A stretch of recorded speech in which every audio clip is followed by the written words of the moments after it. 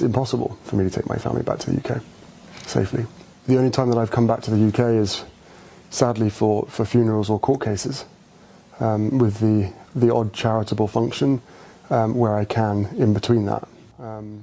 There is Prince Harry in what is being described as an explosive interview with the BBC after losing the appeal of his security case. Joining us now for more on this and the rest of the royal headlines for another royal roundup is Patricia Treble. Patricia, good morning to you. Good morning. And lots to go through in this 30-minute plus interview that Harry gave. And let's start with the fact that he is pretty much laying responsibility for the downgrade in his security at the feet of his family, the royal family. Exactly. So this was something, I'm going to be honest. When I first saw it, and it kept going and going and going, I mean, more than 30 minutes. He just lays it all out. He is angry. He is contemptuous. I described it as a diatribe. And he just kind of went off at his family. He thinks his father can solve the problems. He thinks his father can have the government give him what he wants, which is complete blanket security. All the experts say that is not that is not what the king can do. This is the government decision. He blames the royal family for saying they're putting his family in harm's way. I mean, he lays the blame on everyone. He goes after the judges. He says their decision was, I got elected, a good old-fashioned establishment stitch-up. And I think the judges knew what happened, because let's be honest, what the judges said is they said, I know he feels aggrieved by what's happened. He feels aggrieved that his security has been switched from blanket security to a case-by-case analysis. But they said, but that is not a legal argument. And they said, and the changes happened because he stepped back from being a working royal and he left the United Kingdom. So, but that said, it is quite a blockbuster. But he also said he would like to reconcile. It's funny that you're saying that on one side, you're saying that, but then you're saying all these type of argumentative type of responses. But he says, my father won't speak to me. Exactly. So, and he said, yeah, my father won't speak to me. Well, because of the case. I mean, it's the king's son doing a case against the king's government in the king's court. Couldn't speak to him. But even now, there's no communication. And what he says, yes, I want to reconcile. And he says, because I don't know how long my father has to live, which is, I'm going to be honest, a little dark. At the same time, laying in all these, accusations. So I do not know where this is going. I think we are absolutely in the deep freeze.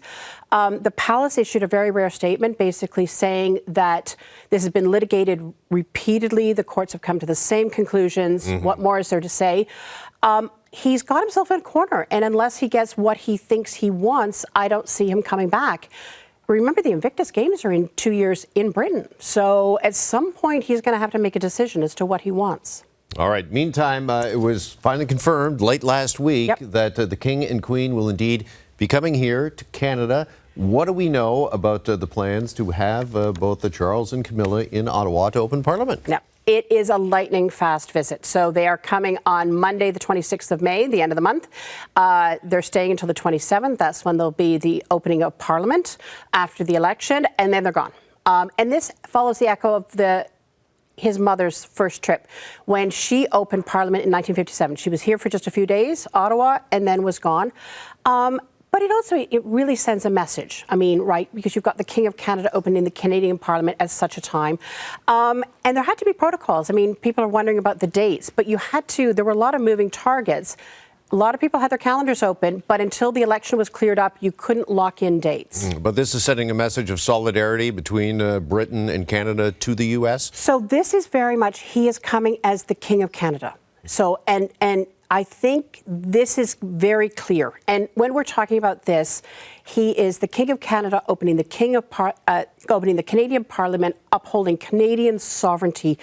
And of course, we're talking about an audience of one. We're talking about the guy down in the White House, right? Visuals are everything to him. He likes King Charles. He's talked about his friend King Charles. And this is reinforcing the Canadianness of this. And the whole world is going to be watching this. And for those of you who are wondering about, remember the critics saying, when is the king going to do something in this whole crisis? This is now the move at the government's behest. This is the moment. This is the moment. Okay. We showed the royal family taking part in 80th anniversary commemoration, anniversary of the end of World War II. It's going to be a busy week for the royals. Let's just kicking it off. It is.